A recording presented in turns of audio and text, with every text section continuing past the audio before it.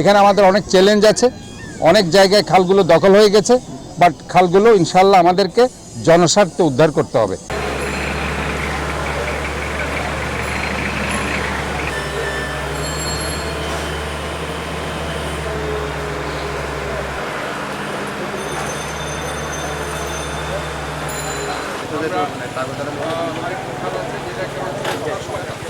কাজগুলো করতে হয়।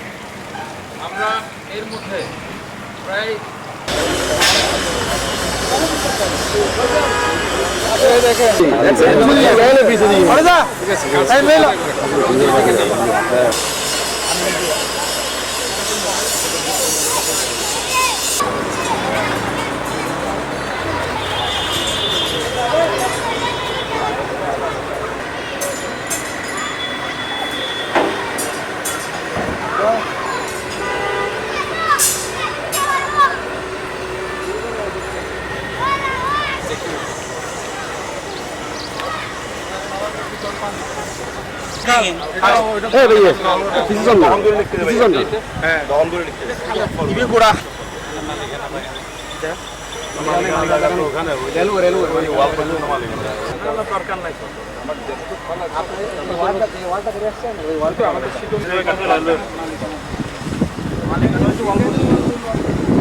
এলাকা, সেখানে ত্রিপুরা খাল, পরে বামুনশাহী খালের সাথে যুক্ত হয়েছে।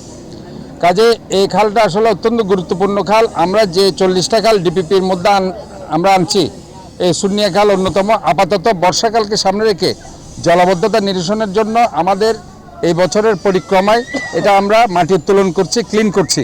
কিন্তু পার্মানেন্ট যে সলিউশন, এটাকে রিটেনিং ওয়াল সহ সেটাকে সংস্কার করা এবং আমাদের যে প্রজেক্ট, যেটা 40টি খালের আমরা ডিপিপি, সেখানে আমরা এই খালটাকে অ্যাড্রেস করছি। আমি মনে করছি যে এই খালগুলো যদি আমরা পার্মানেন্ট ওয়ার্কগুলো করে দিই, এই খালের রিটেনিং ওয়াল সহ এবং এই খাল উদ্ধার সহ এবং সেটার গভীরতা বাড়িয়ে এটাকে একটা সুন্দর অবস্থায় নিয়ে আসতে পারি, প্রশস্ত এবং দৈর্ঘ্য বাড়িয়ে এটাকে একটা সুন্দরভাবে নিয়ে আসতে পারি, তাহলে পরে জলাবদ্ধতাকে আমরা 0%, 0% যেটা আমাদের কমিটমেন্ট, সেটা ইনশাল্লাহ আমরা করে দিতে পারবো। আমরা মনে করি এখানে আমাদের অনেক চ্যালেঞ্জ আছে, অনেক জায়গায় খালগুলো দখল হয়ে গেছে, বাট খালগুলো ইনশাল্লাহ আমাদেরকে জনস্বার্থে উদ্ধার করতে হবে। নিয়ে ইনশাল্লাহ আমরা জনগণকে, যেটা একটা clean, green, healthy, safe city